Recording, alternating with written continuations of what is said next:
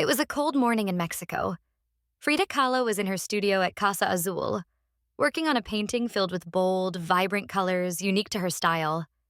With each stroke of her brush, she transferred her pain and passion onto the canvas. Suddenly, a sound from outside caught her attention. A faint whimper, almost like a plea for help, reached her ear, and Frida set her brush aside and quickly stepped outside.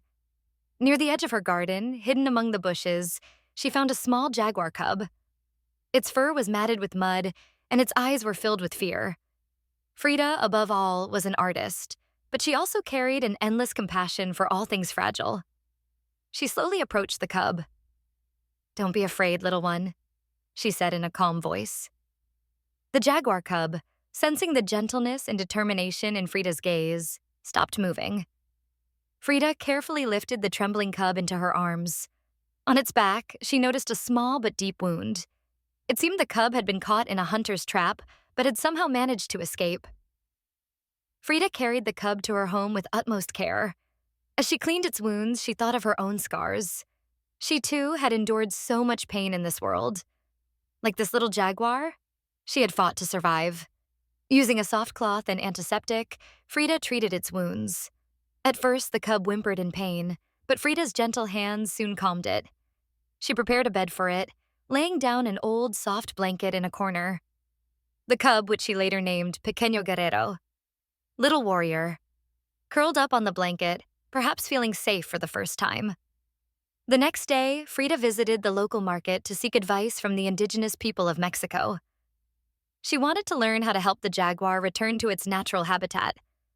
However, the villagers warned her that an animal like this would struggle to survive in the wild on its own. Frida was torn. She wanted to protect the cub, but also knew that it belonged in the wild. Frida cared for Pequeño Guerrero at her home for some time. She fed it meat and milk and even gave it small doses of herbal teas she prepared herself. As the days passed, their bond deepened. Pequeño Guerrero roamed freely in Frida's garden during the day but returned to her side every evening. One day, Frida decided to capture Pequeño Guerrero's spirit on canvas. As her brush danced across the surface, she painted the cub's bravery and vulnerability. The resulting portrait was one of her most heartfelt pieces, and anyone who saw it could feel the struggles and resilience of both the artist and the animal.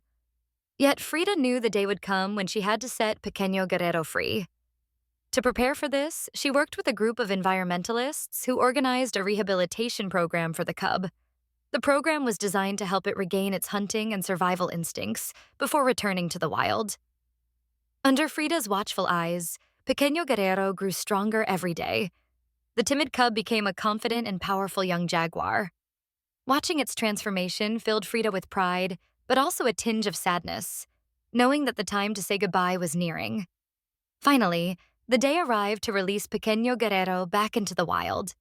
Frida looked into its eyes and stroked its head one last time. "You're free now, my dear friend," she said. The young jaguar, as if to thank her, blinked slowly before disappearing into the depths of the forest.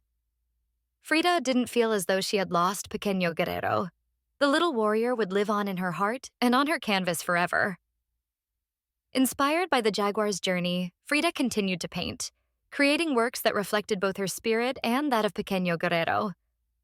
Each piece told a story of resilience, love, and the bond between humans and nature.